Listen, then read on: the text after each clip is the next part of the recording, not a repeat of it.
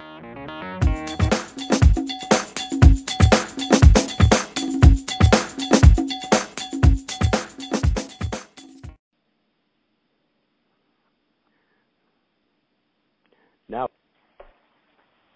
Hi everybody, this is Andrew from Leumuria Technologies.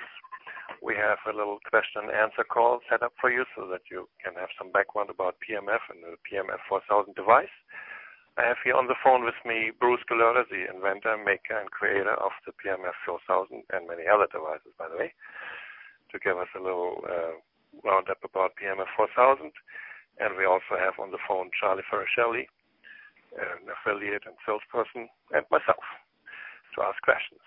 So I give the word over to Bruce. Welcome, Bruce. Hi, this is Bruce Gauss, and we'll just get right into it here. So the first thing is, let's go into a little bit about the history of PMF and, you know, how that brings us up to today. So really, the person that popularized PMF, actually PMF did exist before Papini came onto the scene. And so he came on the scene and really got PMF to get out into the public place, and people started to see how effective it is as a technology. And since then, other people have been reproducing his machine in various different ways. You know, we have the PMF100, now the PMF120. And the one thing that they all have in common is a very long pulse. And from my training at GE Medical, what I learned is the different pulse widths affect different parts of the body. And when you have a long pulse, such as the Papini and also the other devices that came after it, a lot of that energy goes into muscle contraction. And the whole idea of PMF and all the research that supports PMF, we want to get the energy into the mitochondria of the cell. So that's where all the healing is done. And even though these other machines out there do give benefit because they're so powerful, you know, the energy does reach the mitochondria of the cell, there's a better pulse, and that's what we have in the PMF4000, where we reduce the muscle contraction. There still is muscle contraction, and you can create as much as you like, but the whole idea is that you want to get the electrical charge into the mitochondria of the cell. And that's what we do, and that's what we do different than everybody else. Our unit is not a copy of Papini. It's actually based on research from PubMed publications and other research out there for the ideal pulse width, pulse intensity, and the rep rate is all based on research that shows the best results. And again, what makes us different on the marketplace is the speed of our pulse. The speed is what gets the energy into the mitochondria and not into the muscle contraction. So that's the biggest difference. And if people start asking questions about frequencies and rep rates, they're actually side issues. The main issue for PMF healing is a fast rising pulse. And the faster, the better. The faster it is, the faster the healing. It goes right into the cells. The slower it is, it does muscle contraction. And the muscle contractions actually could be dangerous, where I've heard of people pulsing their lower back with the other types of devices, and the muscles will start to relax. And then the extremely strong muscle pulse from that machine actually pulls the vertebrae out of place, and I've actually heard of somebody being laid up in bed for a week and a half just from doing that. And so there's no danger of that with our device. And let's see. Well, I guess from here we'll just go into questions. Unless you want me to go into mechanism of how it actually gets rid of the pain. No, I think what I always feel like is there's always a limit to technical know-how we have to express to our customers, you know. It's not like for example, if you buy an iPad or an iPhone, you go on the deepest sink when you ask the salesperson how that iPhone works and why does it do this and why do it do this. I mean, fortunately, we want to know how to make phone calls and what it does. So I think if we stick always in our questions and answers to the basic technique, that's plenty enough, you know. Okay. So I think we should go ahead with the questions. Charlie, you could start here. Good afternoon, gentlemen. And Bruce, what a pleasure to have the CEO of Leumuria Technologies on the phone with us explaining the PEMF4000. Yeah, you know, a question that we get a lot, Bruce, is what makes the PEMF4000 different? I mean, we've talked about the speed, but what makes it different in comparison to other PEMF devices out there? Okay, well, other than what I said for speed, is the speed of healing. And is that a nanosecond speed, or is that the difference? The millisecond, nanosecond? I've gotten that question asked a lot. Well, okay. Where the other devices have a speed on the order of between 250 nanoseconds on up to 10 microseconds, or even longer than that. I believe the Curatron has a very long pulse. I'm not sure on the other ones. But with our pulse and our intensity being all set properly, the same healing that you would get with the other devices for 40 minutes, you would get for 5 minutes on our device. So that's one of the biggest differences. And, of course, the price is also a very big difference. And, you know, when I talk to people about it, they say, well, wow, your cost is half of the other guys. What am I missing out on? Mm-hmm. And you're actually not missing out. You're actually getting a better unit at a proper price, where I believe the other one is overly inflated, and we just brought the price down to where it needs to be, where it should be, and so that's the other difference. Great. Also, my first question. Also, the other thing I'd say too is that our attachments, our accessories, are, you know, very high level. You know, something that you would see in the hospital. Our treatment mat, again, very professional, same kind of leather that is used inside doctors' offices. Mm-hmm. So when people see this, they feel a confidence that, you know, it's a high-level device, you know, not made in somebody's garage somewhere. Right, high-intensity device. Right. Okay. Bruce, can you explain to us a little bit more in details the question is always coming up is this frequency stuff, you know? What does this frequency mean in this PMF device, and what does it really do to us? And then there's some saying that lower frequency is actually better than the higher, and some say we should have the earth frequency level to have a very good treatment effect. So what is your take on that? Okay, that's a very good question. There's actually a number of different frequencies associated with really any PMS, but I'll be specific about the 4000. So the first frequency is when you actually have one pulse. When it pulses one time, the spark inside the unit that's generating the magnetic pulse, it has a natural resonance to it. So there's frequencies that come out, and again, well, here's something that's different in our unit than the other guys.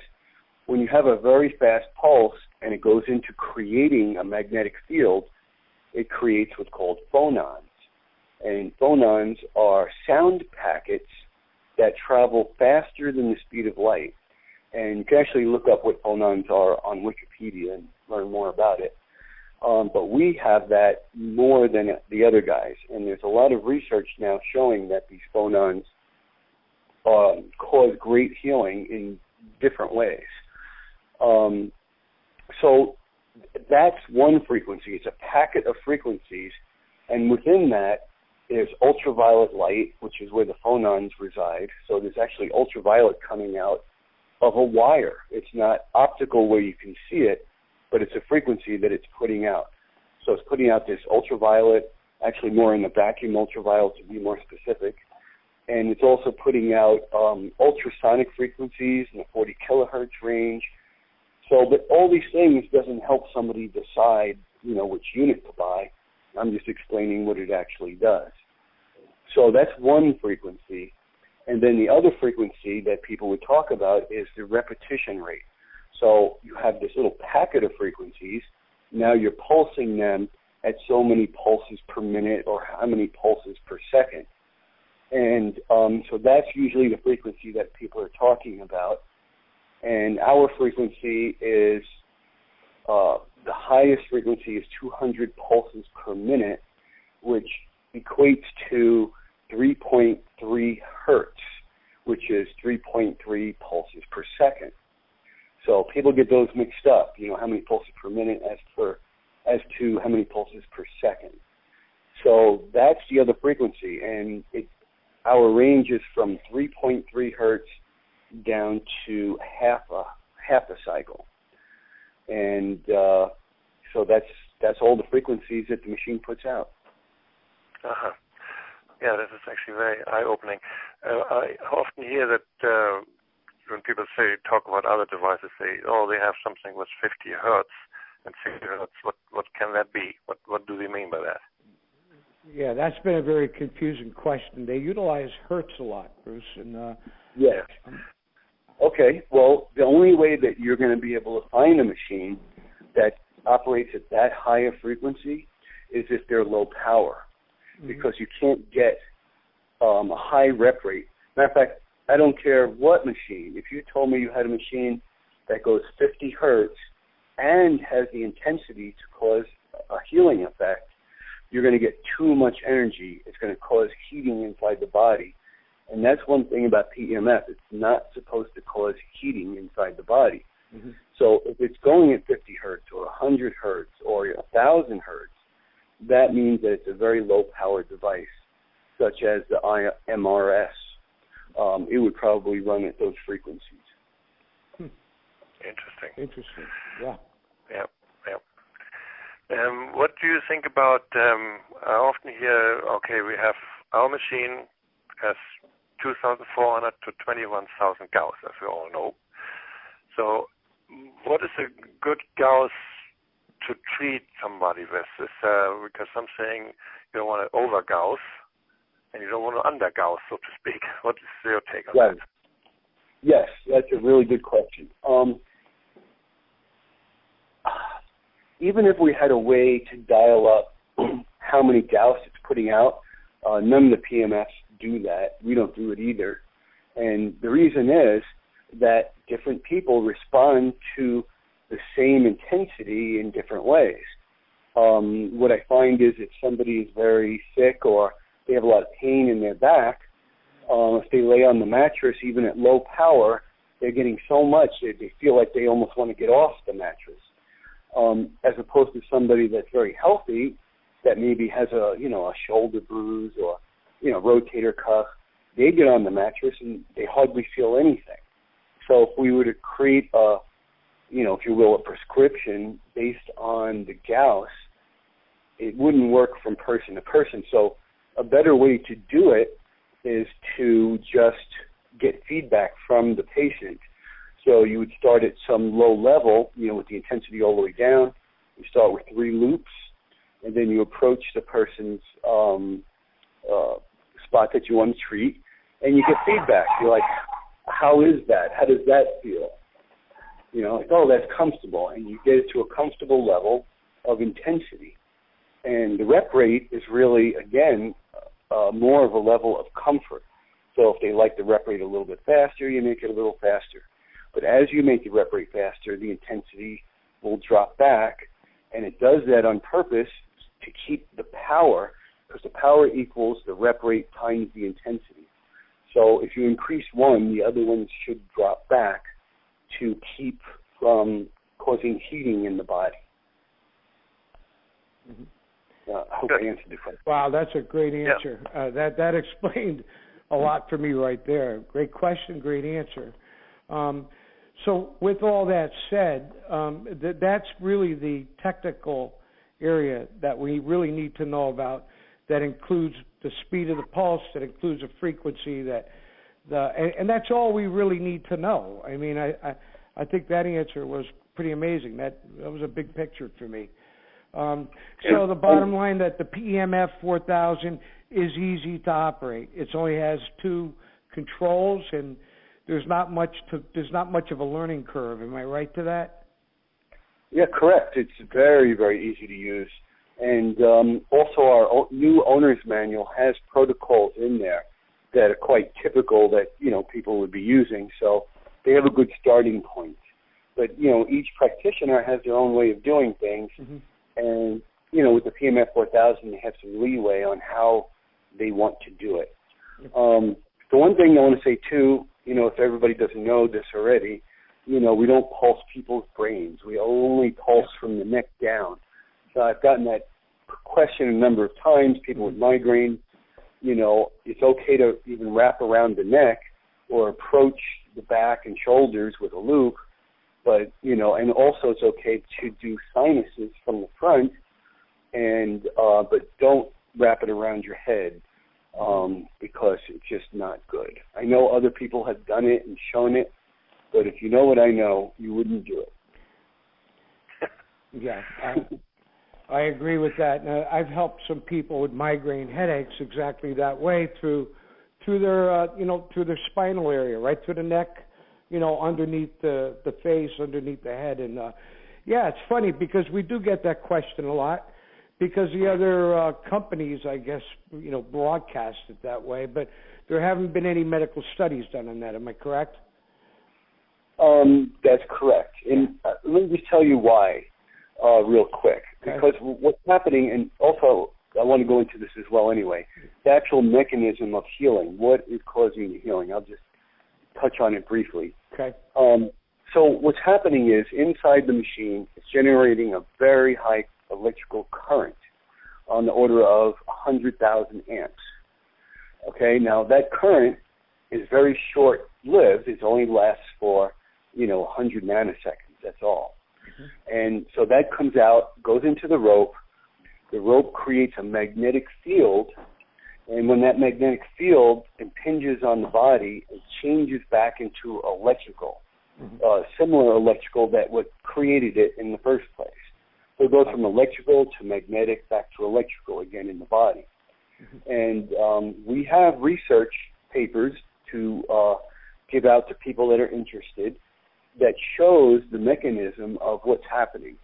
And just basically to lay it out, there's research that shows that the cell membrane acts like a diode, and it also acts like a capacitor. And a diode allows electricity to only flow in one direction. So what does that mean?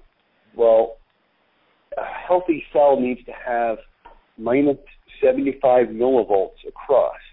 So from the center of the cell to the outside of the cell membrane is typically minus 75 millivolts, where the inside of the cell is electronegative compared to the outside of the cell. And so that's a healthy cell. Now, cells that are not healthy, they start to become electropositive on the inside, where if there's poor nutrition, damage to the cell, some kind of illness, what happens is the body wants electrons. So it's looking for electrons from wherever it can get them, and it usually gets them from healthy cells, where healthy cells are called electron donors if they're healthy. And when they're not healthy, they're actually electron stealers. So what happens is over time, if a cell's injured, it starts to become more and more electropositive. At the point where it flips from negative to positive, when that actual instance happens, it sends a pulse down the nervous system, and that's pain. Pain is the flipping of the cells to electropositive from electronegative. So let's go back now into the diode and the capacitor model. So now when you pulse the body with an electrical pulse, not so much the magnetic's responsibility, if you will, is to create the electric. And it's the electric that's doing the healing, not the magnetic. So this electric now goes across the cell every pulse, And because it's got this diode on the cell that's naturally there, it takes these pulses inside, pulsing the inside of the cell electronegative. And it does it really fast. And I've seen research that shows that you can actually pump up a cell electronegative to minus 125 millivolts, way beyond even a healthy cell, in just 5 to 10 minutes of pulsing. Wow. So what that means is that if somebody has pain and their cell is at a positive, say, 25 millivolts inside the cell and they have a lot of pain, we could actually pump it up to a negative 75 millivolts or greater in less than 5 minutes. Wow. That's Do you mind if I call you doctor? Great. Great. That was amazing, yeah. Bruce, what do you think about, I often have this question that people come with certain sicknesses. One of the main things is always, unfortunately, cancer. Cancer or diabetes, or also have often Parkinson, Alzheimer's questions and stuff like that. What is our treatment protocol there, and what is the success rate there? Okay. So some of those things we can help. It's an indirect path, but it can be quite a profound effect as far as somebody's their quality of life, as they're dealing with whatever illness it is. So we're not going to say that we heal anything, but at the same time we can increase that person's quality of life, and that's what the goal is. Get rid of their pain, get them more active, give them some energy. That's what we're looking to do. So someone with fibromyalgia, we can cause quite a difference in their experience of life.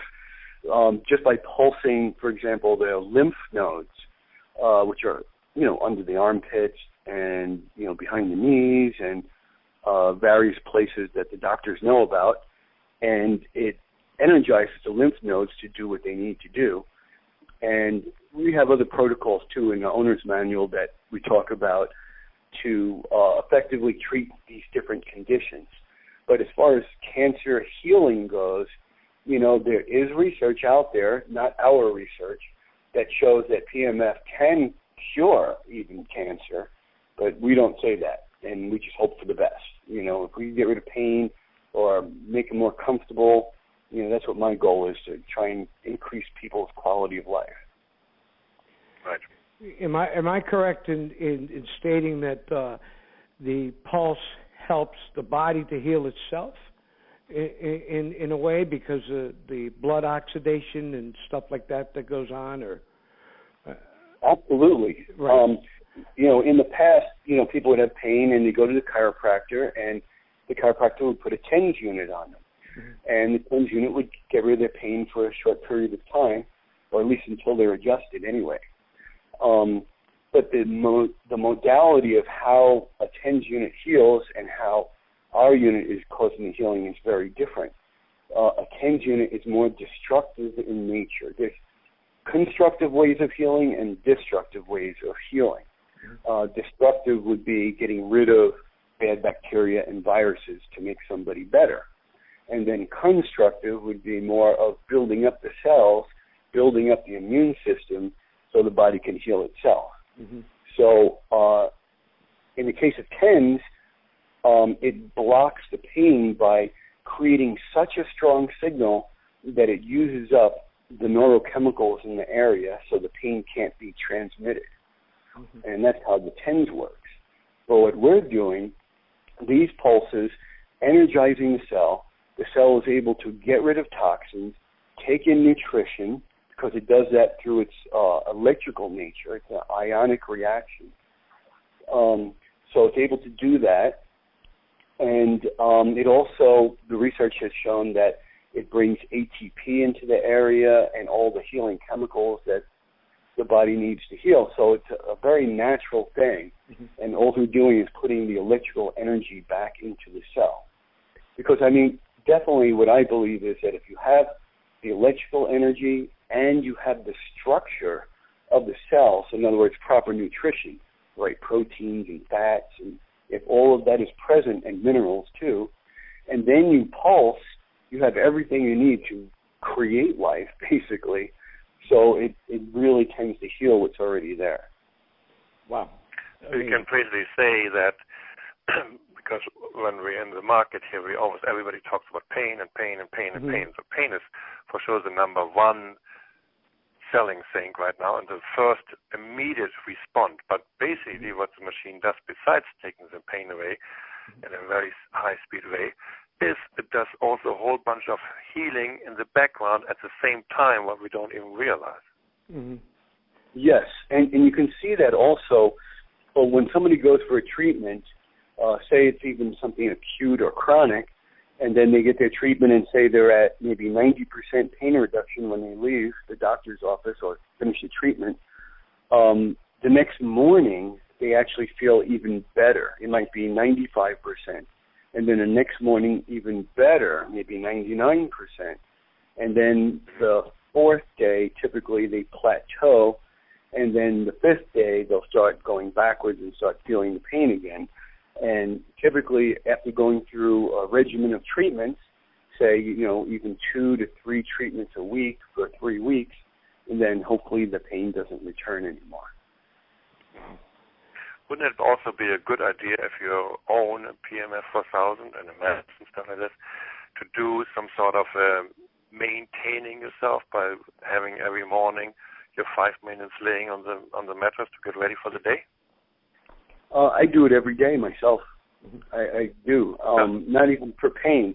The other thing that I use it for myself is that if you lay on the mattress, I don't know how many people know about this, but if you lay on it for at least 20 minutes, definitely 30 minutes, you'll actually kill so many parasites that are in the intestinal area, it can almost block you up.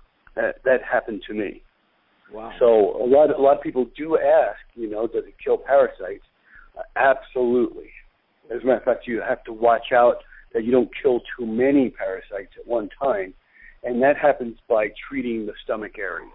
So laying on the mattress or even taking the loops and going over the stomach. I find that if you keep it to 15 minutes, you won't have a big die-off, but you'll be able to get rid of pain in that area. Wow. Well, you can supplement mostly by eating some probiotics, too. Yeah, definitely. I definitely recommend that. Yeah. And drinking the water. The water is important to help detoxify as well. Yes. Wow. Amazing. That's really enlightening, Bruce. Just opened up a whole new picture for me. And as you guys know, I'm into Qigong and stuff like that, and I'm an old man. I mean, I'm just gonna be 65. I use a machine on my chakras every day, which definitely gives me more energy. I've been doing that for about a year, and I know for a man my age, I have a lot more energy than some of these kids around here. So.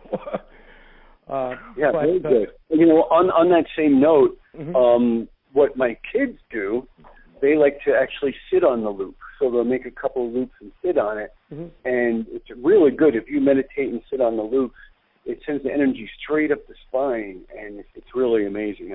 I love doing that myself.